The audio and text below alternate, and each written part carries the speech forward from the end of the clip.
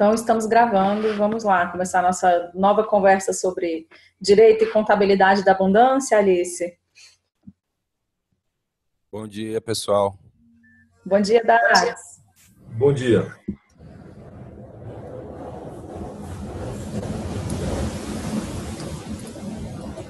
Bom, na nossa última conversa que a gente teve, tá aberto o microfone, tá, né? A gente estava vendo quais os modelos jurídicos, né? E o maior desafio, pelo menos para mim, não era nem a questão jurídica, mas a questão contábil de cada modelo de empresa livre que a gente tem, né? Do empreender-se, no final das contas, a gente entendeu que não ia fazer uma SCP, porque o empreender-se, ele arrecadava fundos por doação e depois redistribuía esses fundos para o que era comum. Como no final, quem ficaria o guardião desse fundo, né, seria a empresa empreender-se, que é um CNPJ, uma limitada. O Oswaldo não quis, achou melhor não fazer isso para não confundir a figura desse guardião com a figura do responsável.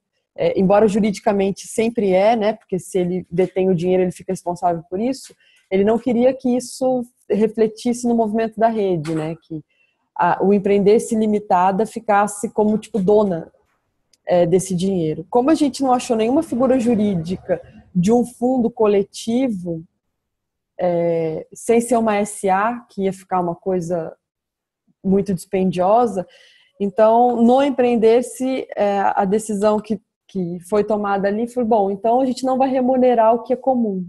A gente vai remunerar só as relações pessoais e aí cada um dá o seu preço e faz seu pagamento, né? Isso tudo por conta da dificuldade das transações financeiras e de ter uma figura que não fosse a SA, que fosse um fundo de investimento comum. Sem ser uma SA, e aí ficou nesse impasse. Da ponte, precisa agora entender qual é a necessidade da ponte, quais são os serviços, qual que vai ser a natureza jurídica da ponte, para a gente pensar no modelo jurídico. Por enquanto, mais perto disso é SCP, ver se a SCP de fato atende a ponte e ver qual é o reflexo fiscal disso, né? Como fazer a movimentação fiscal. A minha sugestão para a gente desenhar o contorno jurídico é ver como que vai ser a captação de dinheiro, como que vai ser a prestação de serviço e venda de produto, né? E como que vai ser esse pagamento. Então, entrada, saída e esse miolo. A gente entendendo isso, a gente consegue desenhar um modelo jurídico o mais adequado possível dentro do que existe, né? Dentro do que é legal. Diferente dos dois empreendimentos, né, do Empreender-se e da Ponte, eu estou trabalhando também num projeto que é o Só Questões, e ele tem um desenho levemente diferente, mas parecido, né? Como a Ponte, a gente vai prestar um serviço ao público consumidor em geral, né? E vão precisar emitir nota fiscal desse tipo de serviço, que é, no caso, o serviço de simulado de prova. Mas a empresa vai se organizar na interação, em rede, né? Então, nós estamos pesquisando qual seria um modelo jurídico viável, né, também. Um elemento importante para a gente pensar, de repente, é diferenciar o modo de gestão do modelo jurídico. Ter um modo de gestão livre, inclusivo, em rede, e, de repente, ter um modelo jurídico centralizado. Qual é o problema disso? De você ter um modo de gestão distribuído e um modelo jurídico centralizado. E que foi o impasse do empreender-se, né? É preciso muita clareza de todo o grupo para entender que o modelo jurídico centralizado não se confunde com uma gestão centralizada. Para que ninguém fique esperando do centralizado da empresa, que vai centralizar o modelo jurídico, fique esperando dela a tomada de decisão, a iniciativa, o chefe. Para que ninguém faça da empresa o chefe. E é preciso muita clareza e muita maturidade de todo mundo, e muito esclarecimento, que eu acho que é o grande desafio. Mas é mais fácil do que a gente tentar inventar um modelo jurídico distribuído. Que no final das contas nunca vai ser. Não vou dizer que nunca vai ser, que no final das contas eu não consigo enxergar um modelo jurídico distribuído. E aí esse é o desafio, da gente pensar se existe um modelo jurídico distribuído. Se a gente entender que não existe, a minha sugestão é a gente destacar um modelo jurídico e fiscal centralizado, ou pelo menos descentralizado, não vou dizer centralizado, mas descentralizado, e a gestão distribuída. Essa é a minha sugestão. A menos que a gente consiga alcançar o ideal, que é um modelo jurídico completamente distribuído. E aí fica aberto para outras ideias. Alice, eu acho que o modelo jurídico descentralizado seria a SA, né, como você falou. Então, a SA é o futuro da associação livre. A gente vislumbra que em algum momento a gente vai precisar virar uma SA, porque a gente tem a ambição de se tornar uma empresa global, e aí para circular dinheiro em várias moedas e tal, ficaria muito mais simples, né, muito mais fácil quando a gente se tornar uma SA. Mas hoje nós somos uma limitada, né, então a gente centraliza a questão jurídica e fiscal. Então, eu e os meus sócios somos os responsáveis jurídicos para qualquer BO da empresa, nós respondemos, né? Toda a turma do SCP está oculta e protegida, nada respinga neles. E o que a gente faz, né? O que a gente até estava conversando ontem com o Marco, meu sócio, é que o que faz da gente uma empresa livre é justamente a gestão descentralizada.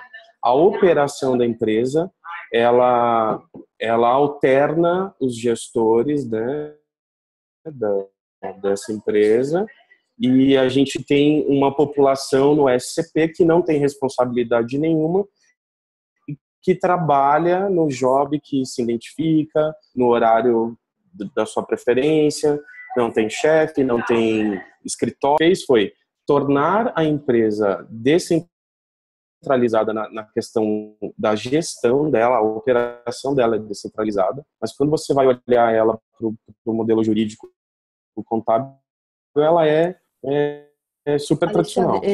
A gente já teve uma interação já no ano passado que foi super produtiva, né? Que você explicou como é que funcionava e tal. Eu posso ter entendido errado, mas pelo que eu entendi, a gestão, ela não é fixa. Porque você muda os gestores e tal, mas ela ainda não é distribuída, se eu entendi direito. Porque eu, como participante da SCP, eu não tenho poder nenhum de gestão. Você me chama para um job, eu vou lá, a gente realiza o brainstorm e tal.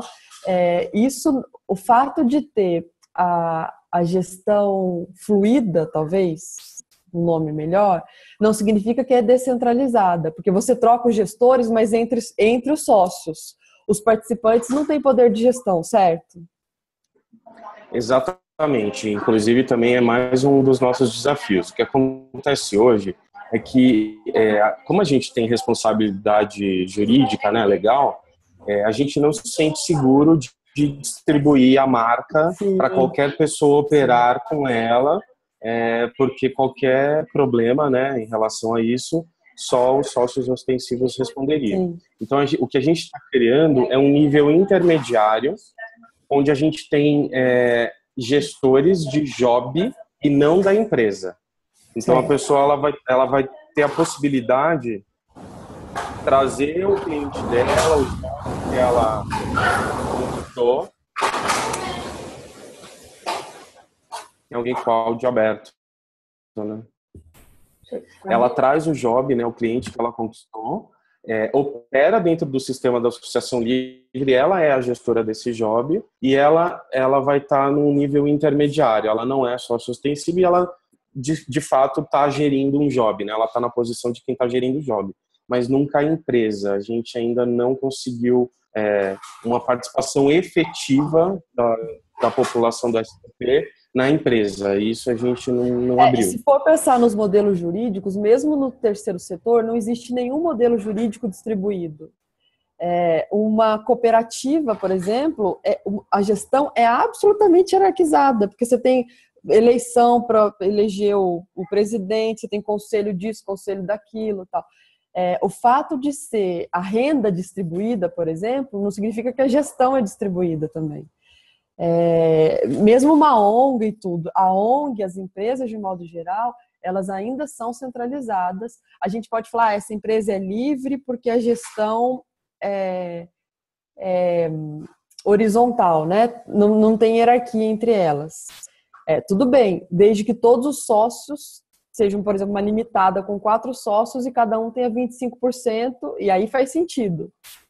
Só que aí a gente está falando de uma empresa com 4 elementos. Se você contratou alguém e esse contratado não tem o mesmo poder de comando, de gestão e financeiro do que aqueles 4 sócios, já não é mais distribuído. Pode ser horizontal, pode ser fluida, pode ser mutante, mas distribuído pelo conceito de todo mundo estar no mesmo pé de igualdade, eu não conheço nenhum modelo jurídico que a gente possa expandir, né? Mesmo a SA, ainda a SA, você tem os acionistas, a menos que todo mundo tenha 1%, por exemplo, né? Ou que todo mundo tenha exatamente o mesmo. Mas e aí? Você vai colocar 1 milhão de pessoas para decidir tudo em pé de igualdade? Porque a SA costuma ter um conselho.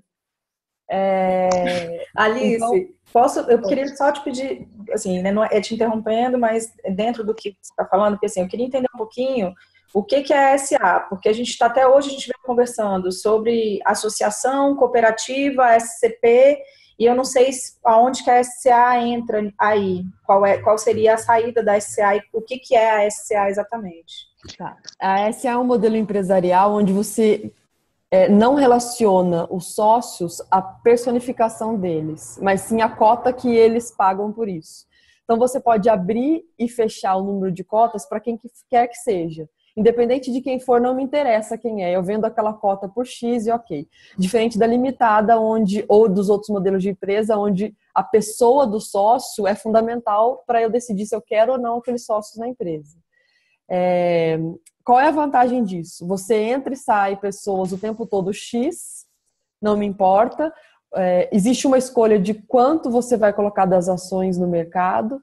A desvantagem é que para se montar ainda é muito caro, porque você precisa registrar essa SA na bolsa, você vende isso pela bolsa, mas você ainda tem um conselho deliberativo dos sócios. Eu não conheço, eu imagino que deva existir nesse mundo de economia distribuída, deve existir uma SA menos hierarquizada, mas você ainda tem um conselho que detém a maioria das ações e ele determina o destino da gestão da empresa. E qual seria a vantagem fiscal? A gente tem mesmo poder de emissão de nota? Sim, não, tudo igual. Tudo igual. A desvantagem é que é uma empresa muito cara e só vale a pena se você tem um aporte de capital muito alto. Mas em questão e aí, se você tem um aporte de capital muito alto para justificar o custo de manutenção dessa empresa, porque hoje um contador custa quanto? Você gasta, sei lá, R$1.000 com o contador por mês. Essa despesa vai continuar tendo na SA, emitir nota fiscal igual e tal. A questão da dificuldade é para você iniciar o registro, que custa muito caro. Custa muito caro, mas eu não sei te precisar quanto é, porque tem que fazer registro na bolsa e tal. E eu imagino que a manutenção de uma SA para o contador seja maior do que uma limitada. Imagino porque eu também não sei quanto é. As empresas que eu trabalhei, eram empresas limitadas. Nos escritórios eu prestei serviços para SA, mas eu não fazia parte contábil, né? Então eu não conheço os valores. Pois é, Alice, porque assim, desde a nossa última conversa, aí teve aquela coisa do Oswaldo, que você postou aquele desabafo e tal, não sei o quê. Porque, assim, até a Samara postou um texto ontem ou anteontem, da super interessante, falando que é o mundo que está organizado errado. Porque é um conflito meu interno hoje, conseguir entender o que a gente está fazendo no meio do caminho, né? Eu estou vendo todo esse movimento que está todo mundo envolvido, Alexandre, Dax, a gente Ponte, Empreender-se, todo mundo que está entrando aí nessa nova visão, né? Do que é esse mundo em rede, a gente está tentando achar um meio do caminho.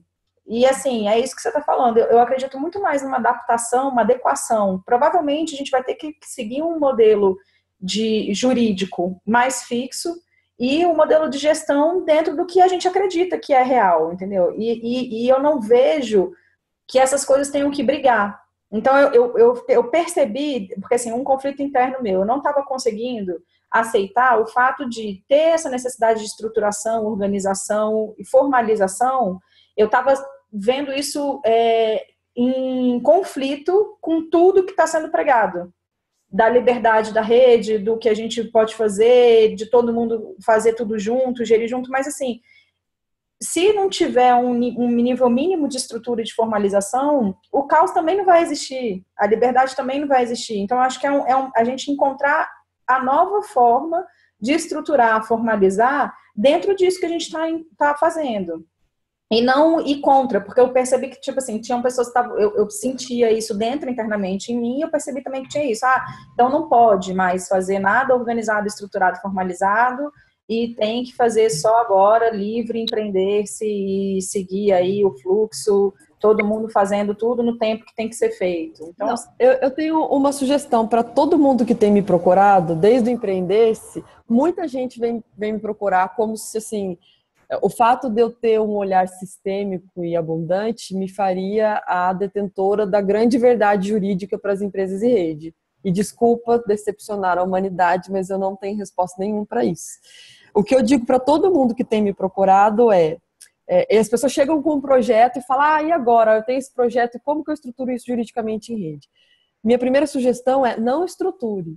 Coloque o projeto para rodar e entenda a sua necessidade antes. Porque não faz sentido na minha cabeça montar uma empresa, ainda que a gente faça um MEI, que é super simples, ainda que a gente registre na junta comercial uma limitada, que é teoricamente mais simples, primeiro ver a necessidade. Mas eu vou ficar um mês ilegal sem emitir nota fiscal. Ok. Vai ficar um mês para a gente testar, para ver como é que vai funcionar. E mesmo assim, você consegue emitir um recibo conforme for como pessoa física e tal, para entender aquela estrutura primeiro. E aí, diante da estrutura, a gente vem e vê, isso aqui se parece mais com uma limitada, isso aqui cabe, não precisa de uma limitada, só uma MEI, um microempreendedor, uma empresa individual e tal. Por isso que a minha sugestão tem sido, vamos desenhar primeiro qual é a expectativa de entrada, como é que vai ser esse produto, esse serviço, como é que vai ser o pagamento, né, a saída. E vamos pôr para rodar isso. Depois a gente vem dar a estrutura jurídica. Porque eu tenho uma impressão que no final das contas vai ser uma limitada, por exemplo, com uma figura de alguns sócios, como por exemplo, que o Alexandre fez. Você tem alguns sócios, você tem uma distribuição uma gestão que é fluida, não tem cargos físicos, certo, Alexandre? E você tem os sócios participantes, que ainda não é o melhor modelo jurídico, porque o sócio participante, ele em tese é um investidor. Quando ele sai, ele tem que receber o dinheiro de volta que ele investiu. O que não é isso que a gente está usando, né? Nas empresas em rede. Mas é o mais próximo, mais próximo disso. Alice, me explica um pouco melhor isso. Como que é essa história da retirada? Em tese... Alice, pede... Marco, por favor, fecha seu microfone. Quem que está como host, o host também pode fechar o microfone de todo mundo. É só ir lá no chat, nos participantes, e você consegue fazer isso. Mas, Alexandre, em tese, a SCP, ela foi formulada para você juntar várias pessoas e executar um único projeto. Ou várias empresas, né? Pessoa física ou jurídica. O sócio participante, ele funciona como o sócio ostensivo, ele vai ser o gestor que vai representar a empresa. Os participantes vão ser investidores. Isso em tese, historicamente, como que foi montada essa empresa, né? Então, eu chego com aporte de capital como participante, invisto na empresa, capital de trabalho e capital financeiro, né, em dinheiro. Quando termina, e é uma sociedade feita para ter começo e fim, um projeto. Quando termina, a gente divide o resultado daquela execução. Então, quando eu saio da empresa, eu recebo o dinheiro relativo ao que eu investi, seja de trabalho ou de financeiro. Ah, tá. Não, agora eu compreendi. É como a gente faz, só que com uma diferença. A gente faz a distribuição mensalmente. E aí, no final do ano, a gente, além de entregar um informe de rendimentos, a gente também faz um recibo de que, bom, para esse período, né, aqui, para essa operação aqui, está tudo correto, não há nada mais a receber, ele assina isso anualmente. Mas, sim, está correto, agora eu entendi. Entendeu? Mas eu ainda acho que tem uma diferença entre... E aí, é uma percepção muito teórica minha, assim, que eu gostaria de compartilhar com outros advogados para ver se outros têm essa mesma percepção. Que a gente está fazendo uma adequação. A SCP é o mais próximo do que a gente gostaria que fosse. Mas ela ainda tem um problema da relação de trabalho. Porque só tem um jeito da gente testar se o que eu estou dizendo é aceito ou não. É a hora que isso for questionado judicialmente. Porque uma coisa é a teoria disso, né? Teoricamente, essa é uma visão. A gente só vai saber se essa teoria se aplica quando o judiciário disser é isso ou não é isso. Que é a relação de trabalho que fica por trás da SCP. O sócio participante tem que ser, de fato, um investidor da empresa. Ele não pode se confundir com um prestador de serviço avulso. E aí, essa é a questão. Mas, enfim, essa é uma questão teórica que eu gostaria de ouvir outras opiniões de outros advogados, mas ela ainda é a mais próxima da realidade das empresas em rede, pelo que eu conheço. Bom, se vocês... pelo que eu vi, né, eu assisti aquele vídeo com o Alexandre, nessa sala, provavelmente, né, e a sociedade de participação é uma solução que tem sido praticada. Né?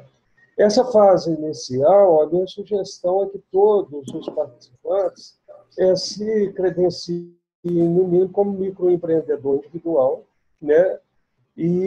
Porque aí ele, individualmente, ele pode ter a sua movimentação, né? Até o estabelecimento de parcerias que pode evoluir aí para companhia limitada, né? Sociedade limitada, a forma que for. Mas já de imediato sai dessa fase de clandestinidade, entre aspas.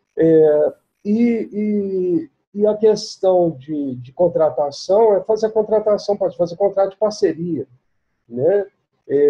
O microempreendedor individual ele pode desenvolver qualquer trabalho para o qual ele esteja habilitado, não há nenhuma ilegalidade nisso. A questão da contratação depende do tomador de serviço, porque tem tomador de serviço que não quer correr o risco de criação de passivo trabalhista. Então, tem tomador de serviço que aceita fazer contrato com microempreendedor individual, que aceita fazer um contrato com vários microempreendedores individuais, que aceita fazer contrato com a microempresa e que aceita fazer contrato em sociedade de participação. Quer dizer, isso tudo vai depender da contratação e do tomador de serviço, né?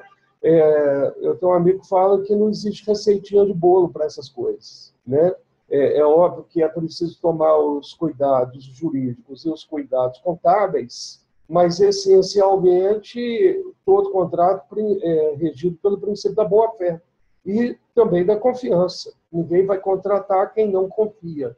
Quem não confia do ponto de vista da honestidade, da qualidade dos serviços prestados.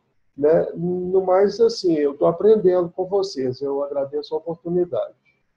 Nossa, Marco, está todo mundo muito aprendendo junto, assim, porque é um desafio para todos nós, assim, pensar nesses modelos. E é bem isso, cada iniciativa, eu acho que vai ter um modelo jurídico diferente, né? E qual é o grande desafio? Quando a gente fala no modelo descentralizado em rede, você abre para todo mundo. O sujeito é um ser humano maior e capaz, ele pode vir. Não existe esse critério, você eu confio, você eu não confio. E aí é muito desafiador você fazer uma empresa livre e descentralizada a esse ponto.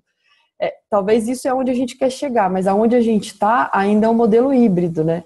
Eu também concordo que é preciso achar o meio termo disso. Por isso que a minha sugestão é, desenha o modelo da sua iniciativa. 2, coloca ela para rodar. Testou 1 mês, 2 meses, vamos ver como é que esse fluxo aconteceu e entender qual é a estrutura jurídica mais próxima, mais adequada daquilo. E o terceiro passo é, depois da estrutura jurídica, assumir que é uma empresa horizontal, que tem uma gestão fluida, mas ela ainda vai ter uma contabilidade e uma responsabilidade jurídica centralizada. É isso. Alice, aproveitando aqui, porque assim, por exemplo, quando a gente teve aquela conversa com o Alexandre sobre a associação livre, como, para eles, parece que está um pouco menos complicado, assim, Alexandre, não sei se é um pouco de quem está de fora está olhando, porque é a questão do que é feito, está muito mais claro, né? Então, existe um objeto, eles fazem a contratação direta, não sei, Alexandre, os solicitadores de serviço de vocês fazem a emissão de nota fiscal tudo direitinho, não é isso? Você tem essa necessidade a cada job? Sim, com certeza o nosso esquema ele ficou mais simples, porque a gente tem um objeto, um produto, todos os colaboradores trabalham no mesmo produto e a gente emite uma nota fiscal da limitada para o cliente, né, para o comprador aí, e essa nota fiscal está dentro do nosso escopo da limitada. Então, realmente, a gente tem uma vantagem de ter um serviço mais objetivo, digamos assim, né? É um produto, é como se fosse uma padaria que vende pãozinho só. Deixa eu te fazer uma pergunta, porque eu imagino que esses questionamentos aconteceram quando vocês foram formar a empresa. Por que a escolha foi por uma SCP e não por uma limitada que contratava avulso os prestadores de serviço por aquele job? Que é um job de horas, né? Um brainstorm você faz em horas, assim. E aí a pessoa emitiria uma nota fiscal de prestador de serviço avulso para você, por questões fiscais que foram essa decisão? Sim, tem a questão da bitributação, né, que era a mais óbvia. Então, para evitar que eu recebesse uma nota e emitisse outra e bitributasse, né, para o cliente final, a gente resolveu usar a SCP. A outra questão era o fato que a gente tinha muitas pessoas que, apesar de já estarem no mercado atuando, não necessariamente eram microempresários ainda. Então, eu tenho gente que não tem microempresa. Então, ela está, às vezes, num formato CLT hoje, e aí ela consegue trabalhar com a gente sem ter uma microempresa. Então, eu já recolho o imposto todo pela limitada, né, e transfiro o dinheiro já líquido, limpo. Para eu pensar em outros modelos de empresa livre. Rodrigo Martins, você está aí? Eu vi ele entrando. Tá, você está ouvindo? Tudo bom, Rodrigo? Você viu o meu questionamento, né? Você lembra da nossa conversa no ano passado, do modelo que eles usam, né? De fazer um job, de brainstorm e usa SCP. Eu imaginei, eu só queria confirmar mesmo que a escolha da SCP foi por questões tributárias. Me diga se é possível fazer um modelo assim, de ter uma limitada que contrata a pessoa física por um trabalho de um dia, essa pessoa física emite aquele recibo de pessoa física, e você tem algumas... Oi? RPA. Isso. E... você tem alguma saída para essa bitributação? Porque eu vou recolher ISS dessa RPA, que é o recibo de pessoa recibo de profissional autônomo, e depois vou pagar ISS para o meu cliente. Você tem alguma saída? Existe alguma saída? Você enxerga alguma saída para não pagar 2 vezes ISS? Para não ter problemas, não vejo saída. Entendi. Mas, bom, mas eu consigo fazer isso, né? Contratar esse profissional por um dia. O ônus disso é que eu vou ter que pagar ISS para ele. Rodrigo, a relação com o MEI, ela não muda ou é a mesma? A relação com o MEI é uma contratação de uma empresa. Você está contratando uma empresa para prestar um serviço. O MEI é uma empresa, é um microempresário individual. Mas a alíquota muda? Individual. A alíquota muda? Ele pode emitir a nota e está prestando serviço e essa nota eu posso contabilizar normalmente. O problema é o vínculo que eu estabeleço com a pessoa. Se é uma empreita, eu posso contratar um MEI, eu posso pagar por RPA. Agora, se eu tenho outro tipo de vínculo com essa pessoa, aí não pode ser essa relação. Tem que ser uma outra relação. Sim. Não, no caso do Alexandre, eu acho que a empreita cabe muito bem, porque para cada job dele, ele pode escolher pessoas diferentes dentro do leque de pessoas que se disponibilizaram, que fizeram um treinamento e tal. Eu estou perguntando para a gente pensar em outros modelos também, né? Isso para mim está claro, que precisa ser de fato uma empreita, não pode ter um vínculo contínuo mascarado numa empreita, né? Isso. No caso do empreender-se, eu tive pensando depois daquela nossa conversa, e eu acho que o que devia ser pensado são os fatos. O primeiro fato é como esse dinheiro entra. São pessoas que estão contribuindo. Sei que vocês não gostam desse nome, né? Principalmente o Oswaldo, né?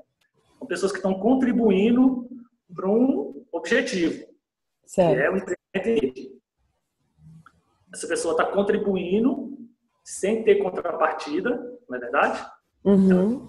Tem expectativa de contrapartida, de serviço ou de algum tipo de retorno. Eu entendo isso como uma doação, inclusive. Pois é, que fato jurídico é esse? É uma doação. Eu entendo como doação. A pessoa está doando sem ter nenhuma expectativa de retorno. Sim. E sem também exigir nenhum tipo de aplicação específica desse dinheiro. É uma doação livre. Porque tem doação condicionada. Uma doação livre. A gente chegou nessa mesma conclusão também depois das conversas. O que realmente acontece na situação do empreender-se é uma doação. As pessoas estão doando para o pote. Sim. E aí depois o pote redistribuiria esse dinheiro conforme a prestação de serviço. Isso. Quando uma pessoa doa dinheiro para outra pessoa, jurídica, pessoa física ou jurídica, essa doação, se for através de uma associação, ela não é tributada. Se for um outro tipo de empreendimento, a relação é outra. E aí eu recolho os 3%. Não cabe doação, eu não posso doar dinheiro para uma empresa. Isso não existe. Vou doar dinheiro para a Coca-Cola. Você tem que doar dinheiro para um fundo. Eu estou doando... Peraí, mas quando você fala não existe... Não existe assim. Não é que não existe assim. Não tem sentido você doar para uma empresa que não obtém lucro, você doar. Tudo bem. A gente pensando no modelo industrial, mas não é proibido eu doar dinheiro para uma empresa. Não. Se a gente está falando de uma empresa que se propõe a um trabalho coletivo, não importa que não tem sentido no modelo industrial. O fisco não se opõe a isso, a doação. Não, mas isso vai ser tributado. Sim, vai ser tributado. São 3%, certo? Depende do município, né? Porque aí a tributação do ISS. É o ITCMD. Cada cidade é uma tem razão.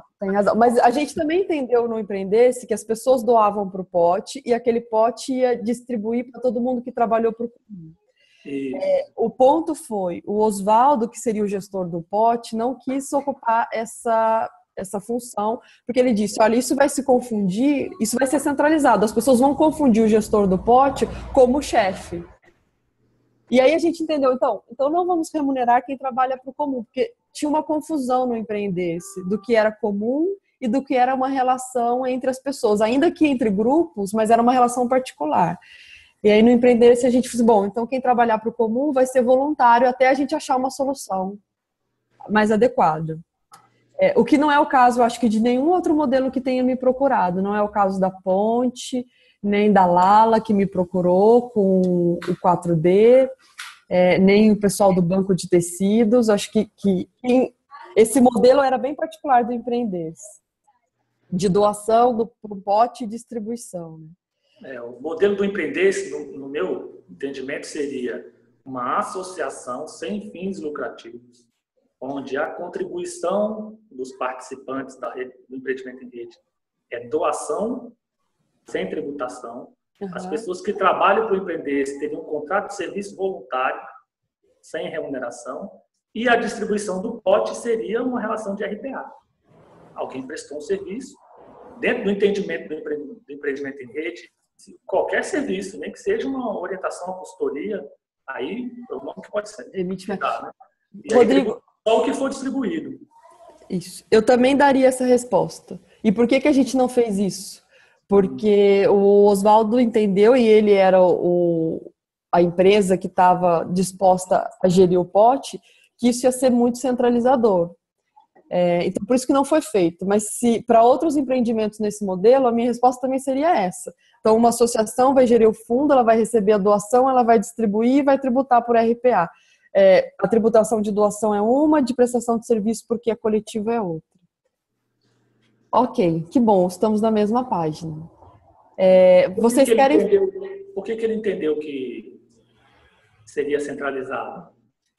O Oswaldo, eu entendo que ele tem um papel muito importante de ser o grande... A palavra não é guardião, porque ele não guarda, mas assim, o grande... Realista, talvez. Eu tomo muito cuidado de usar palavras. Eu sei. Cuidado com palavras pro Oswaldo, gente. Vocês estão demais, viu? Ele é um gordinho. Ele é um gordinho, sem vergonha, que gosta de botar pia na fogueira do povo. Eu diria que ele tem um papel muito importante de lembrar a todo momento aonde a gente precisa chegar com o estudo. Então, talvez no efeito pêndulo, ele está sempre puxando a corda para frente. Fala, olha, isso aqui é centralizado, a gente tem que ser distribuído. Tal. E é um papel muito duro e muito desgastante. Então, ele entendeu que ele preferia testar um modelo absolutamente livre. Na medida que você tem uma fundação, que você tem um presidente, você tem um conselho, você já hierarquizou, já fez piramidinha e já centralizou. Então, ele não quis testar o modelo deste jeito, porque não funciona numa empresa absolutamente livre e distribuída, que é o exercício que ele quer fazer. Mas enfim. eles todos têm isso também, né? Mas o quê? Todos os outros modelos têm isso, a limitada, a SCP, todos têm essa relação. Sim, mas o Empreender-se, eu acho que o projeto do Oswaldo, que é o Empreender-se, que ele idealizou, é um projeto de montar uma estrutura de pessoas absolutamente livre, sem hierarquia, distribuído, de livre acesso e tal. E aí, nesse modelo do Empreender-se, que é idealizado pelo Oswaldo, não cabia nenhuma empresa centralizando a gestão do pote. Ainda que a centralização fosse só jurídica. Ele não quis fazer isso porque ele entendia que isso ia se confundir e tal, que as pessoas não iam ver a centralização jurídica desconexa com a centralização administrativa e tal. Ele não quis tentar. Mas, bom, isso é o modelo do Empreender. Não é que ele não quis tentar. Ele achava que não cabia isso no Empreender. E aí é a questão que a gente tem que fazer nos outros empreendimentos. E aí é vocês que pois dizem. Como é que fica, por exemplo, no meu caso, eu pretendo receber assinaturas em massa, né? E distribuir o recurso para as pessoas que estão interagindo, né? A solução inicialmente recomendada pelo meu contador foi usar a minha empresa como ela é hoje, só adicionar essa atividade, né? E arranjar ainda, pesquisar e descobrir uma forma de distribuir o dinheiro, que poderia ser com vínculo trabalhista ou, enfim, aí pensar em outros modelos. Max, eu imagino que o seu seja o mais simples. Você tem uma empresa que vai prestar serviço, a contratação é online, isso você consegue massificar num contrato de adesão, um aceite, e você vai pagar em massa também. A pessoa faz um RPA, que pode ser um formulário do Google, ela preenche com os dados, emite, e você faz a contabilidade disso, entrada e saída. O fato de ser em massa, você precisa ter talvez uma estrutura eletrônica, online, robusta para comportar isso, né? Porque não vai dar para ser manual. Mas o desenho, para mim, é muito simples. Um serviço online e um pagamento de prestação de serviço individual. Como que você vai mensurar isso, como que você vai fazer e tal. O que você precisa ficar atento é se esse prestador de serviço ficar contínuo, tiver meta, tiver hora, ele se caracteriza como um trabalhador. Aí teria que virar uma CLT. Mas se é um trabalho esporádico, espontâneo, eu entendo que você consegue adequar a uma outra sugestão, em vez de você pagar em dinheiro, é você pagar em serviço. Não é pagar em serviço. Pagar em serviço você não pode. Mas assim, a pessoa, o assinante paga R$100 por mês. À medida que ele presta serviço, ele tem desconto na assinatura, por exemplo. Aí vai diminuindo o valor da assinatura. Agora, o assinante, em massa, vai pagar um valor diferente, ele não vai participar do empreendimento em rede, ele só está consumindo. Esse serviço é para o público consumidor em geral. Mas vai ter um subgrupo desses, que não vai ser apenas um subgrupo, vai poder haver pessoas que não estão pagando ou não estão consumindo o serviço de simulado, mas essas pessoas vão estar contribuindo, trabalhando para o negócio existir, para ele gerar receita e para as pessoas terem a sua subsistência a partir do empreendimento. Eu vou te contar de uma experiência que por acaso eu tive. Eu trabalhei em 2 empresas desse modelo, uma física e uma online. Uma foi junto com o Vander, que ele tinha uma empresa dessa que ele vendia esse serviço online para faculdades do Nordeste. A gente fazia aqui em São Paulo e vendia esse serviço para lá. E a outra é a editora Foco, que ela não faz isso online, mas é o mesmo modelo. No final das contas, a gente percebe que você acaba tendo um time de CLT fixo, por conta das questões, tem que ter um comprometimento de atualização, de manter o mesmo padrão, e esse trabalho esporádico online, ele é super volátil. A pessoa fica pouquíssimo tempo nisso, ela vai lá, responde umas 5, 6 questões, e para poder ter volume de renda, a pessoa tem que se dedicar muito. Porque você vai pagar quanto? Tipo, 3 centavos por questão respondida. Então, para aquilo ter um retorno financeiro para mim, eu tenho que trabalhar 8 horas por dia para ter uma renda que vale a pena. E aí, no final das contas, esse cara é um CLT. E eu acho que isso resolve para você e para todo mundo. Você tem um time de CLT de 3 pessoas que vão ficar 8 horas por dia trabalhando, ainda que online, ainda que à distância e tal. E aí só faz sentido você ter uma CLT quando você tiver um volume que justifica a contratação disso, né? Porque se você contratar por um salário mínimo, vamos por R$1.000, que é um salário relativamente baixo para quem vai responder questão de concurso, que tem que ter nível superior e tal. Para trabalhar 8 horas por dia, cada um vai te custar 3.000. Então você vai ter aí tipo R$10.000 de passivo só trabalhista, né? De folha de pagamento. Então você tem que ter um volume grande para isso. É aquilo, põe para rodar primeiro, mas já pensa nesse modelo de CLT, que eu acho que é o que funciona. E aí os outros, me faz sentido você fazer essa proposta para a figura do assinante se confundir com do contribuinte. O assinante paga R$100 e cada questão que ele responde, ele tem um desconto de 5 centavos na assinatura. Que aí você não precisa contratar ele nem como profissional autônomo. Rodrigo, faz sentido isso para você? Essa estrutura? Eu não entendi a relação aí. É uma empresa que vai fazer questões de concurso online. Então vai vender isso online. Questões comentadas de concurso. Vender como associado?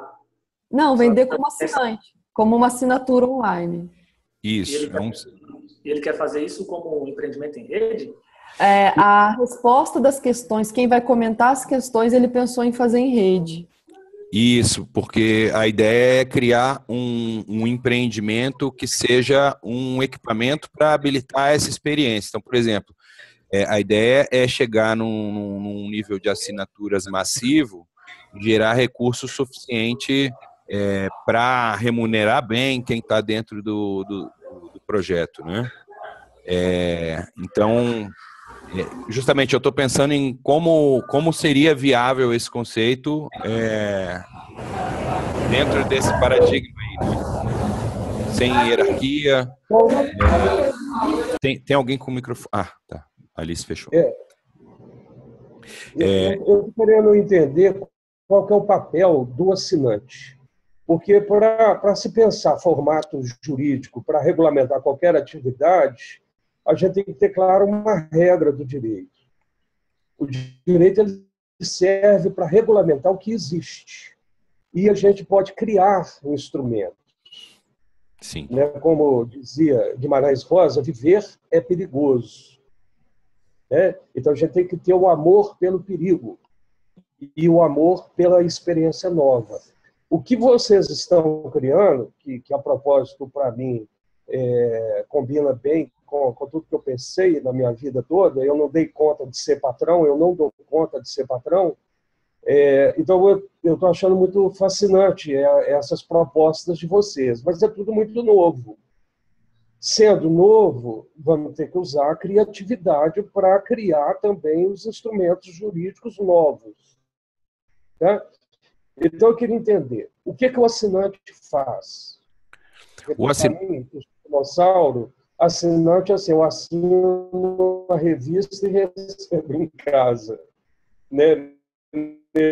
Nessa definição sua, eu não estou entendendo. E depois de ter esse esclarecimento, eu pergunto a você se já foi experimentado formato semelhante à cooperativa de produção, que é outro formato que existe, embora quebre um pouco a concepção da empresa livre, porque uma cooperativa, por sua definição legal, tem que ter diretoria, conselho fiscal, essas coisas todas. Então, não vai se encaixar exatamente na proposta de vocês. E toda vez que tem diretoria, também surge demanda política, porque tem que ter eleição, e isso vocês parecem também estão fugindo disso. Mas vamos lá no assinante. Primeiro arroz com feijão. O assinante é um consumidor de um serviço que hoje existe, eu pago R$15 por ele mensalmente, e ele está consumindo o serviço, ele não tem uma profunda relação com a empresa, ele está buscando o melhor banco de questões para ele se treinar para fazer uma prova de concurso. No entanto, a inspiração por trás dessa ideia é testar se é viável e como seria isso, aplicar um desenho organizacional fluido, distribuído, não hierarquizado, que não tenha acúmulo, né? Uma solução abundante. Então eu pensei assim, eu estava olhando para esse segmento especificamente, pensando, né, como seria criar algo abundante nesse cenário escasso? E aí estamos nesse estudo, nós não viabilizamos ainda, estou criando a experiência, um aplicativo de software, né, que vamos disponibilizar para o público. Inicialmente vamos fazer um beta, então ele vai ficar gratuito por um tempo para a gente testar como é que isso se comporta, e se vai haver interesse, se a demanda é real. E aí, aqui do lado de cá, estou estudando quais as alternativas de desenho organizacional viáveis. Então, por exemplo, os papéis, eu acredito que vão ser todos baseados na necessidade de interação para produzir o conhecimento, né? Então, a dinâmica do trabalho no dia a dia vai ser em reuniões em ambientes virtuais como esse aqui que a gente está conversando, com as pessoas debruçadas num aplicativo, registrando conhecimento, eventualmente gravando conteúdo para ser disponibilizado para quem está fazendo as questões, né? Então, assim, o que eu quero ver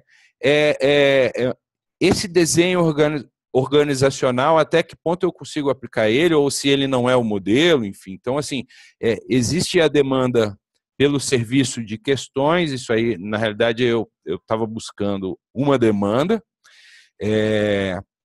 e a ideia é testar e ver como se comporta esse modelo, né? E criar um ambiente inclusivo que permita que qualquer pessoa entre, né?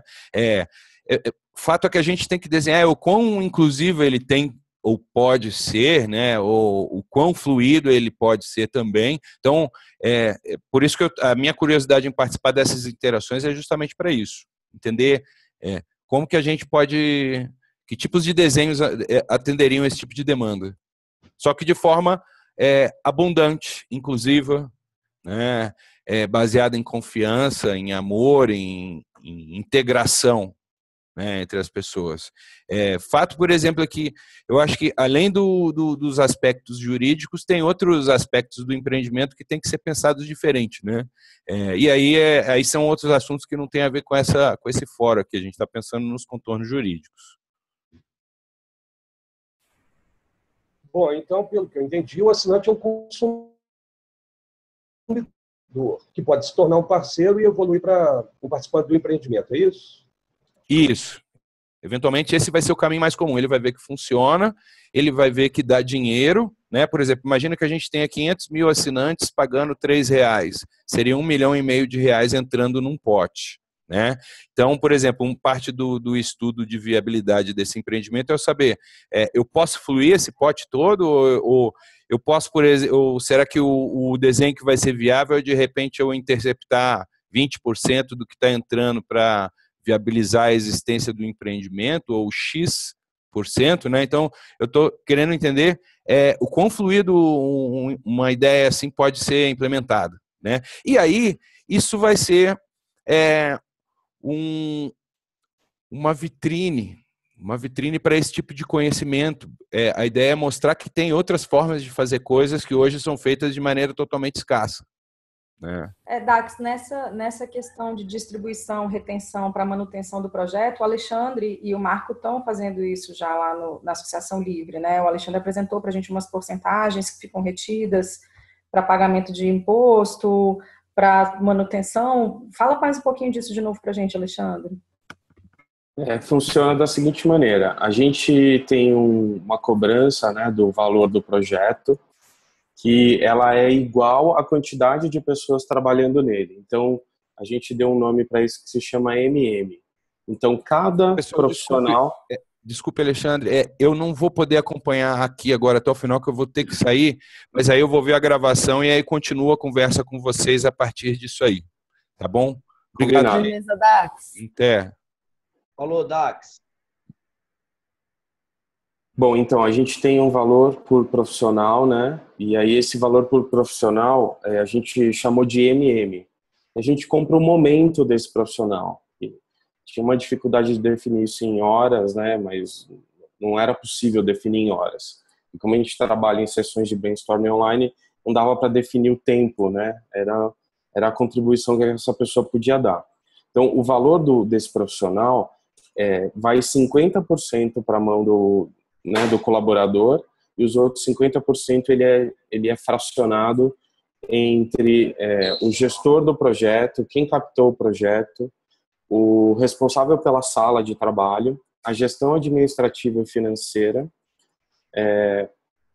o imposto, que é 16,33, e o único valor que a gente realmente retém na Associação Livre para um fundo reserva é de 7,67, que é justamente a quebra, né, que faltava para dar 50%, que é um fundo reserva que a gente retém justamente para que a gente possa construir a nossa plataforma, porque hoje a gente usa plataformas já existentes. E além desses valores que a gente retém a cada trabalho, cada colaborador na Associação Livre, ele paga uma assinatura, entre aspas, porque, na verdade, a gente chama isso de divisão de despesas, eu acho. É como se a gente estivesse rateando o custo fixo da empresa. Então, essa assinatura, entre aspas, ela ajuda a equilibrar. Então, eu tenho uma receita fixa, né, dessas assinaturas para cobrir o custo fixo. Então, a ideia é que a gente tenha um equilíbrio para a gente operar, né, sem prejuízo. Obviamente que, num determinado momento, pode ser que a gente tenha um volume de colaboradores maior e que essa assinatura comece a gerar uma receita maior do que o custo fixo. Nesse caso, a gente vai aumentar o nosso fundo reserva para a construção da plataforma, né? E a gente estuda também a possibilidade de aumentar o valor da retenção e eliminar a assinatura. Por quê? Hoje, a assinatura ela é paga por todo mundo, independente de trabalhar ou não. Quando a pessoa trabalha, né, ela está recebendo valor, então pagar assinatura faria todo sentido. Quando ela não trabalha, ainda assim ela tem uma assinatura mensal. Então a gente prevê que num futuro próximo, quando o volume, né, de trabalho aumentar, a gente vai ter uma retenção, né? A retenção já vai ser o suficiente para cobrir despesas, custo fixo, né? E a gente não vai precisar cobrar assinatura de mais ninguém. Mas isso é um futuro próximo, né? Por enquanto a gente ainda tem esse rateio, digamos assim, né, das despesas do custo fixo. Então, gente, é porque assim, a dúvida hoje aqui, né, todo mundo que está envolvido com a história da ponte, é como que a gente vai fazer essa formalização, qual é a real necessidade. Porque foi como eu estava até conversando um pouquinho antes com o Marco e algumas pessoas já sabem disso. Assim, a gente vem já há 2 anos funcionando com um MEI no meu nome, porque era o que a gente precisava para formalizar. Eu não lembro nem por que foi que a gente criou esse CNPJ, Samara. Não lembro nem de onde que surgiu o primeiro movimento, que a gente precisava de um CNPJ. Aconteceu porque, na verdade, a gente estava caminhando para a criação de uma sociedade. Lembra disso? E quando a gente tentou com o Rodrigo, eu descobri que eu ainda tinha uma pendência de uma sociedade minha em Minas, que eu achei que já tinha finalizado, que já tinha encerrado e estava pendente. Então, por conta disso, a nossa ideia, estratégia na época não foi adiante. O Rodrigo sugeriu na época, então, que a gente criasse um MEI, cada uma de nós criasse um MEI. Mas eu também ainda não podia criar esse MEI. Você criou um MEI e a gente continuou trabalhando, né? E depois eu fiquei livre dessa empresa lá em Minas, só que a gente tinha um desconforto, né, em como fazer todas essas coisas, e eu acho que, naturalmente, as coisas não aconteceram de outra forma, né? A gente continuou fazendo, as coisas foram acontecendo, e esse MEI seu, eventualmente, ele é usado, eu acho que mais relacionado com os livros, né? Que são vendidos, não sei. Por isso que eu te perguntei, porque na verdade eu estava tentando lembrar disso agora, e só serviu para abrir a conta bancária, em nome da Ponte. Tem uma conta que a gente receberia todo o dinheiro e distribuiria todo o dinheiro sem ser uma conta pessoal. No final das contas foi isso que aconteceu. E hoje, conforme toda essa conversa e o que virou a história do Empreender-se, eu estou me questionando se realmente é necessário o registro, né? Porque, assim, se a gente for manter a relação de trabalho, como a gente está aberta, como a Alice estava falando, até hoje a gente não precisou emitir uma nota fiscal em nome da Ponte. Quando a gente tentou com aquela do TJ, lembra? O negócio não saiu do outro lado. Mas por ser um MEI. Por ser um MEI, exatamente. Então, até ficou a gente perdeu o trabalho, né, por essa razão. Então, assim, eu acho que a gente está num momento agora de ver, é o que a Alice falou, a gente já tem uma experiência de 2 anos, né, mais de 2 anos, fazendo, né? Então, a gente já sabe das nossas necessidades. Acho que agora me parece que está mais tranquilo formatar isso daí. E tem uma diferença que agora outras pessoas estão chegando para trabalhar junto com a gente.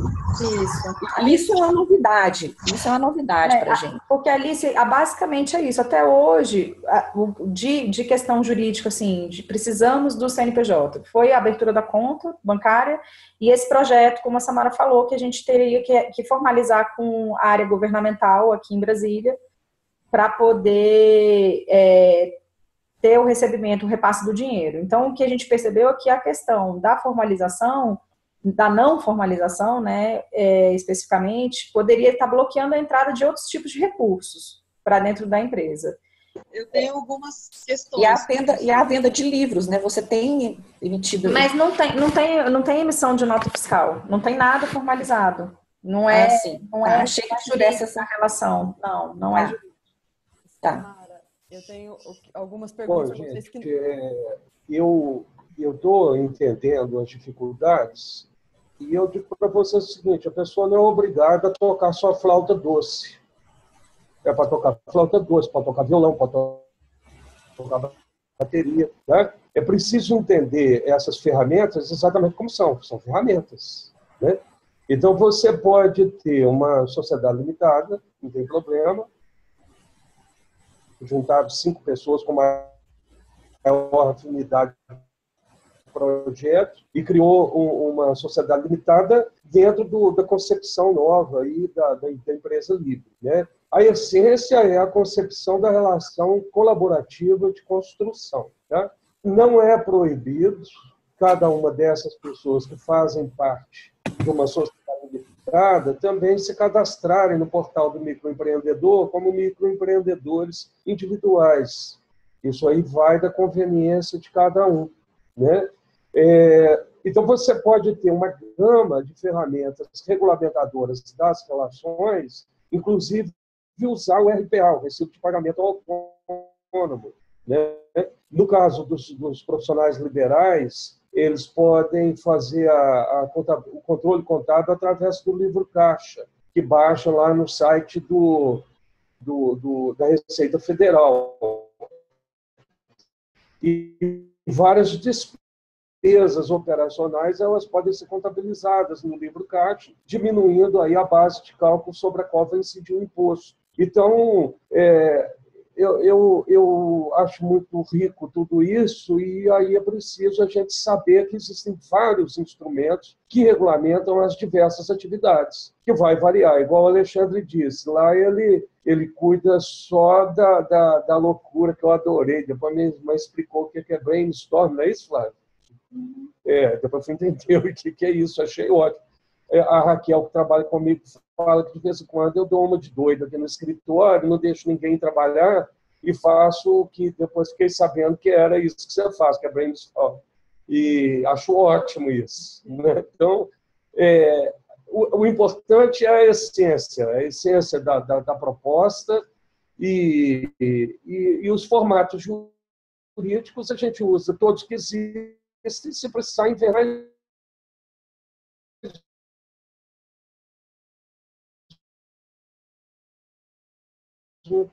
principalmente depois da Constituição Federal, que deu ampla liberdade. Nós temos informação da ditadura, foi inaugurada em 76. Eu tinha 16 anos de idade. Então, assim, o trabalho coletivo e o trabalho coletivo informal e o trabalho coletivo até clandestino, né, dura. Isso tudo acontecia sem nenhuma formalidade. Mas o que é essencial é exatamente o que une as pessoas e as concepções que vocês estão trabalhando. Então, importa saber. Existem todos os formatos jurídicos disponíveis, que podem ser usados um ou mais, dependendo das conveniências do negócio.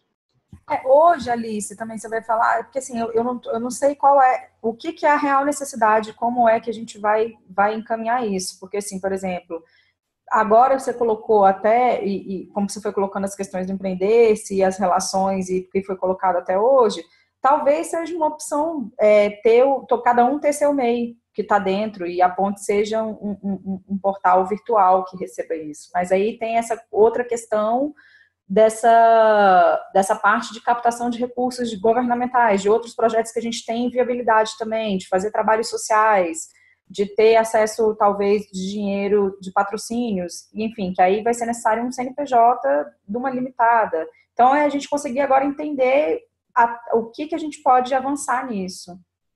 E as questões que eu tenho para vocês é para vocês pensarem, não precisam me responder agora. Bom, você pode também ter ONG, né? Entendam bem. Você tem uma atividade, você é uma Marcos, você tá me ouvindo? Você vai em festa, você põe determinada. Você vai jogar bola, vôlei, você põe outra roupa. Você vai nadar, você tira a roupa. Você vai namorar, você tira mais roupa ainda. Né? Vai depender do que você vai fazer a cada momento. E você pode ter um guarda-roupa de formatos que você pode usar de acordo com a sua conveniência. Não é proibido. Pode fazer. É livre, não é isso? Vocês adoram liberdade, eu também. Então, é usar as ferramentas que existem a cada circunstância. Né? Meu filho, por exemplo, ele quer ser juiz e advogado. Eu falei que não vai rolar ser os dois ao mesmo tempo. Ele pode ser uma coisa e depois outra. Vocês estão me ouvindo?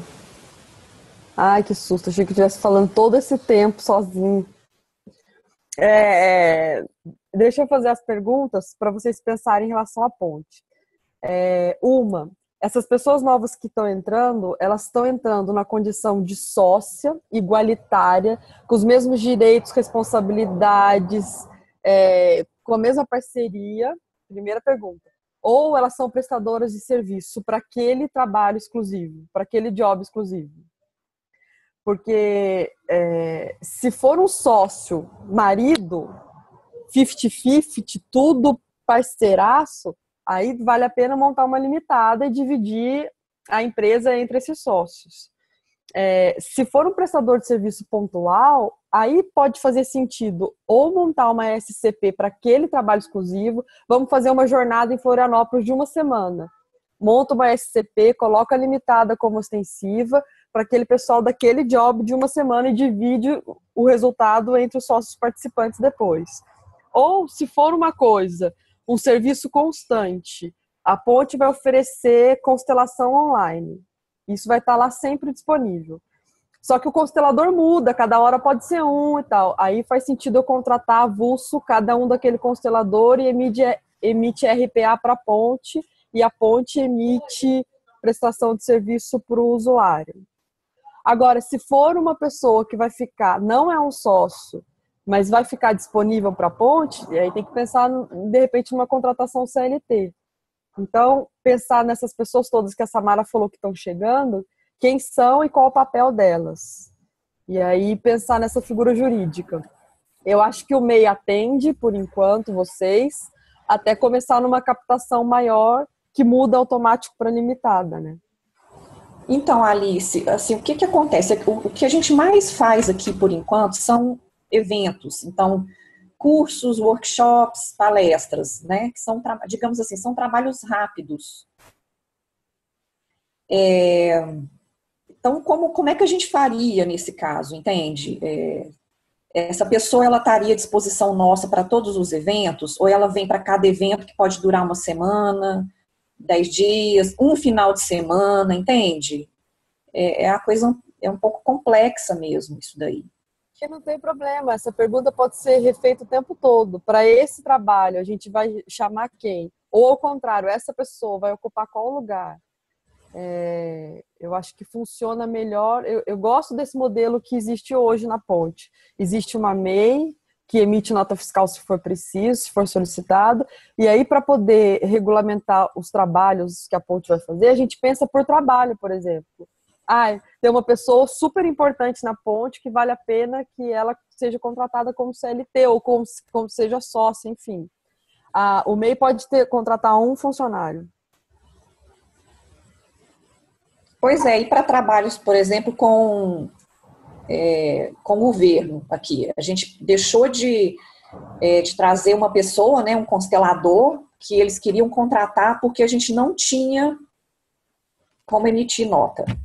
Ué, mas o MEI pode emitir nota. Mas não foi assim. A questão toda foi que eles demoraram demais no processo, não lembra? Para saber se tinha aprovação, porque dentro do TJ, o que acontecia? Era uma tradicional ser um CNPJ que a gente pudesse emitir a nota com a especificação exata do que ele estava vindo fazer. Então, contratação do juiz Sam Storch para dar o workshop e tal. Dentro do MEI, eu encaixo isso num dos serviços que eu estou enquadrada. Então, por exemplo, assim, a gente estava...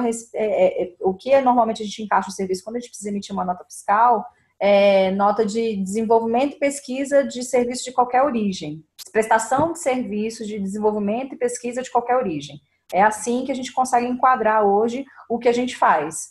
Então, o que aconteceu? No TJ, como precisava de uma coisa muito específica, tinha esse empecilho, teve uma questão burocrática absurda lá dentro, de time mesmo para conseguir fazer, então a pessoa não conseguiu resolver isso e perdeu o time e a gente não fez o trabalho com eles.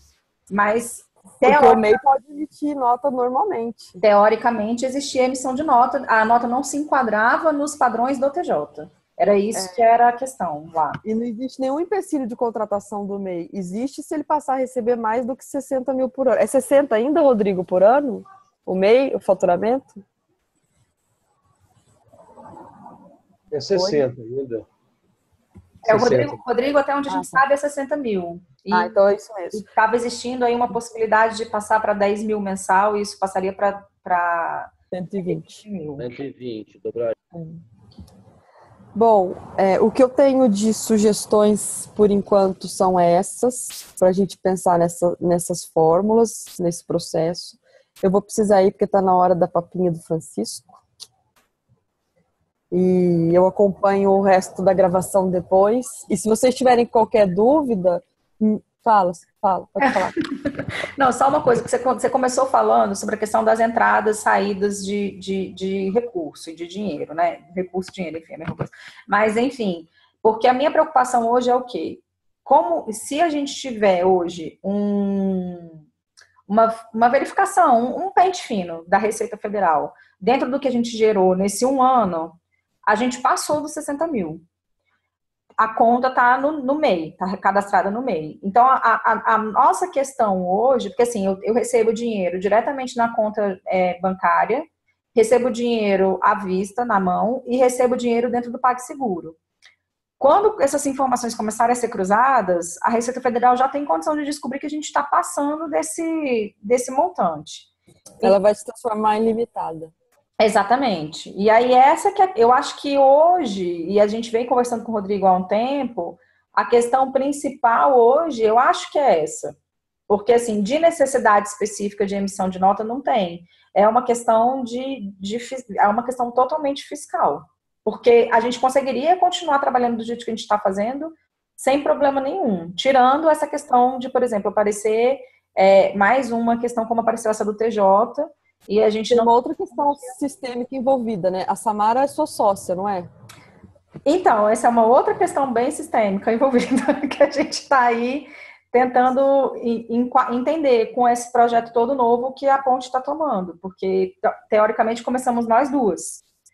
E teria que ter sido nós duas. E aí a coisa não foi nós duas. E agora está existindo uma outra possibilidade de não ser nós duas novamente. Entendeu? Por questões sistêmicas que a gente viu em outros processos. Então... Tá. Porque outro questionamento que eu levanto é isso. Quem realmente é sócio da Ponte? E aí, sistemicamente e não juridicamente só. Meu conselho é incluir essa pessoa na sociedade. Aí precisava de uma limitada, não tem como ser um MEI, entendeu? Mas aí é um questionamento para vocês fazerem daqui para frente, pelo menos, né? O que passou, passou. Não, esse é um questionamento que está sendo feito. Que a gente também está nesse processo. Tá bom. Mais alguma questão que vocês queiram? Não, só que eu tô com saudade de você. Eu também. Vai ter uma reunião só para falar de Florianópolis? Para falar de tudo. Então marca, Rodrigo, um catch-up de Florianópolis. Tá, a gente vê aí alguma coisa, eu vou dar uma olhada aí, nem que a gente vá num coworking, alguma coisa assim. Só pra você contar como foi e tudo mais. Tudo certo. Fabiola, apareça também, que eu quero saber como foi tudo, quero saber desse negócio do café mulher, muitas coisas, gente, muitas coisas. E você tá engajado na mulher ali, depois a gente vai conversar. Então, eu até te escrevi agora em box, falando, vamos marcar uma conversa depois para te contar do coffee. Tô enlouquecida com as mulheres, mas estou mega feliz com isso. Bom, gente, assim, eu já vou, eu preciso realmente ir. Eu também já vou, gente. Beijo. Um beijo para vocês. A gente continua essa conversa, viu? Na medida que os projetos vão amadurecendo, a gente vai caminhando juntos, tá? Alexandre, Marco, obrigada aí de novo por tudo. Marco falou pouco, né? Nem falou. Obrigado, gente. Sempre que tiver, convida que a gente vem.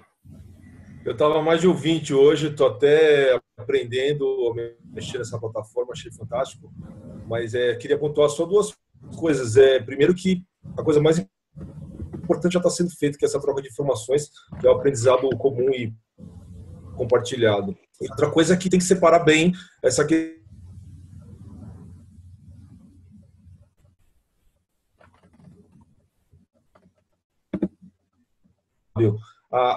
Na minha visão, a questão contábil, jurídica...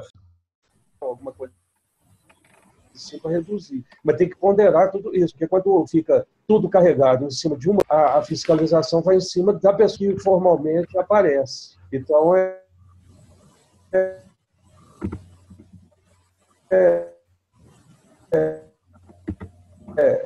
mas é um processo de construção e concluindo isso tudo, vai se chegar a um posicionamento.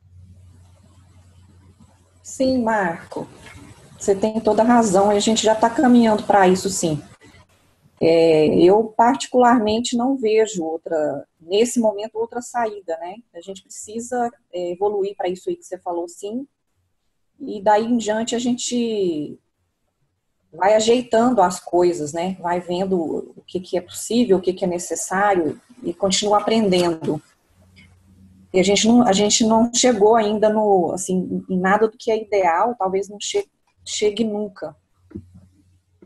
Mas o momento é de precisar evoluir, sim, para isso que você disse, isso vai acontecer. Uma coisa que eu já farei a partir de agora, a partir de compreender a realidade de você, eu vou aprofundar estudos sobre, mas é possível pela liberdade. A sua conexão está muito ruim. Muito ruim? Está cortando e a gente não... Vou usar a da Flávia aqui.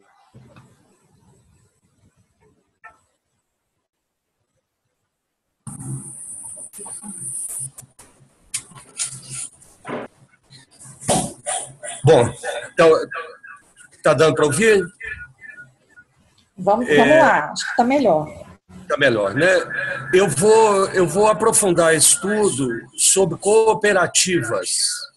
Embora exista legislação própria, eu acredito que com a Constituição Federal, que assegurou ampla liberdade de organização sindical, e pela proximidade entre a estrutura de cooperativa e a estrutura sindical, pode ser que a gente consiga criar aí um sistema que vai combinar mais com a proposta de vocês. Eu vou estudar isso, depois, numa outra oportunidade, eu compartilho esses estudos. Maravilha, Marco. Tudo agora é muito bem-vindo. E o Marco, o outro Marco de São Paulo. Acabou que eu caí aqui a conexão, não escutei tudo que você falou e perdi aqui a gravação, um pedaço. Mas a gente conversou um pouquinho antes também, e aí depois eu pego aqui com o pessoal que você falou.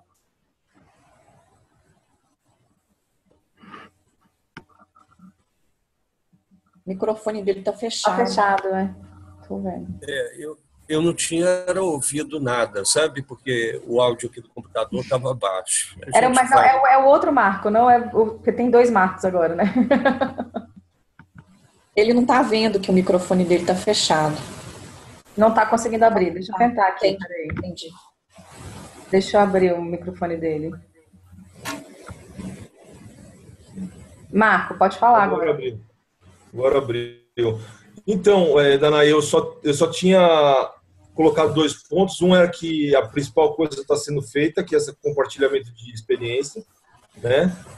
O único jeito da gente crescer junto é trocar experiência, ver o que serve da associação livre para a ponte, da ponte para, enfim, para empreender-se, e a gente está trocando, já está fazendo isso, é o mais importante. E aí pensar algumas coisas, porque nem... Fechou o microfone, Marco? Ele está fechando sozinho. Abriu, né? Abriu. Fechou de novo. Fechou de novo. Vontade própria aí. Acho que foi, não sei. Ele está desde o começo, assim. E aí separar o que é a gestão, de fato, a gestão administrativa, que é uma coisa que exige comprometimento individual, que exige responsabilidade, exige a preocupação com o outro, das questões fiscais, contábeis e jurídicas, que são importantes, sim. Nós, da Associação Livre, a gente dá muito valor para isso, até porque a gente está inserido em uma economia de mercado que demanda isso. Se a gente quiser fazer transformação, a gente tem que fazer a transformação a partir do modelo existente, não adianta querer criar uma realidade que não existe ainda, a gente tem que transformar a que existe. Então é importante esse contato com o mundo corporativo da forma como ele está estruturado há centenas de anos, enfim. E não dá para descuidar disso, mas também não dá para achar que é impossível de fazer. Dá para fazer direitinho, dá para ter legalização no que está se fazendo, dá para se pagar o menos de imposto possível, né? E esse próprio movimento vai acabar forçando as instituições a não tributarem. A gente estava ouvindo falar muito de bitributação, de RPA. RPA é altíssimo, né? O imposto, enfim. Isso não impede que a gente busque esses caminhos de fato e que eu gosto muito de ter pessoas aqui, parece que tem o Marco Aurélio, advogado, né? É isso? Né? Tinha um outro rapaz que era advogado também. É legal ver que essas pessoas estão participando dessas iniciativas, estão aprendendo junto com a gente, né? A gente está falando, a gente está querendo trabalhar assim, como é que faz? Como é que faz para estar dentro da lei? Eu quero trabalhar, mas eu não quero trabalhar no modelo antigo, né? Eu quero trabalhar sem chefe, mas também eu não quero que as pessoas que estão sem chefe não façam nada. Enfim, isso é gestão administrativa. Mas eu quero trabalhar, né, com a contabilidade em dia, com o fisco em dia, enfim, com todos os aspectos jurídicos em dias. Tem caminhos e a gente tem que continuar trocando para achar esses caminhos. E no final eu digo que tenho muito prazer em conhecer todos vocês. Foi muito bom. Valeu demais. Então, eu quero assim, deixar só uma possibilidade, né, de que a gente continue se encontrando, né? Claro, quando a gente precisa, a gente chama todo mundo, mas, assim, qualquer novidade que vocês tiverem, ou se também quiser deixar, olha, tipo, né, de tanto em tanto tempo a gente se encontra novamente para atualizar, ver o que caminhou, o que tem de novidade também, né? Fica o convite aí, essa possibilidade. Alexandre, até naquela última reunião nossa, que a Fernanda estava também, Fernanda, né, que trabalha com a parte do financeiro de vocês, ela tinha sugerido da gente esperar o fechamento fiscal de vocês agora, que acontecia agora janeiro, fevereiro, para trazer o contador para contar para a gente como é que foi a experiência de distribuição da SPC, essa coisa da conversa com os órgãos, né, regulamentadores e toda a parte de taxação e jurídica que foi do ano fiscal do fechamento. Sim, a gente está fazendo isso agora, né, pela primeira vez. A gente só tem 6 meses, né? Nascemos em julho, então acabou o ano agora. A Fernanda está fazendo o processo de fechamento do período, emitir os informes de rendimento. A gente discutiu recentemente agora com o contador se as novas gerações de colaboradores entram na atual SCP ou se a gente teria que fazer outra. E me parece que dá para ser na mesma, que também é uma coisa boa, né? Que a gente não precisa ficar abrindo uma nova SCP cada vez que chega gente nova. Enfim, falta ainda uma conversa com os advogados para afinar um pouco disso, mas em relação ao nosso contador, ele falou, não, estamos fechando o ano bem, provavelmente a gente só vai fazer esse aditamento, né, de contrato com entrada e saída de pessoas em novembro, na verdade antes de novembro, né, mas em novembro seria o nosso prazo. Então a gente segue agora com um único contrato SCP, com uma entrada de novos colaboradores, né, e tudo isso no mesmo CNPJ, sem precisar fazer um novo. Então o contador conseguiu aí explicar para a gente que vai ser mais simples do que a gente imaginava. Mas realmente é novidade, né? Talvez daqui 2 anos, quando a gente tiver uma população maior, entrada e saída de gente, fechamento de períodos, talvez a gente mude de ideia em relação a alguma coisa. Mas por enquanto está caminhando assim e está tudo ok.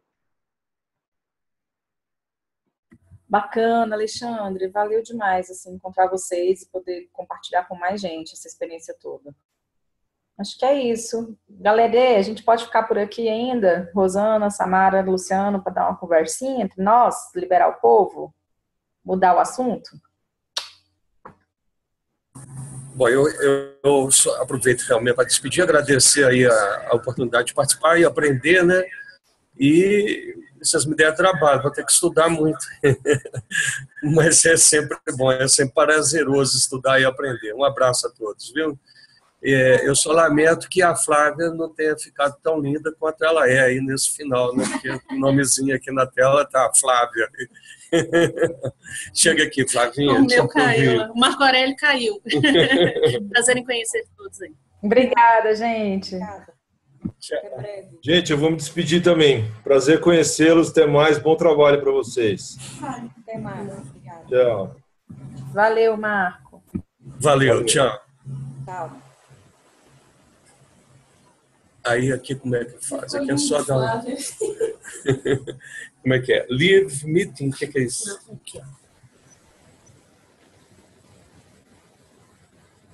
Foi.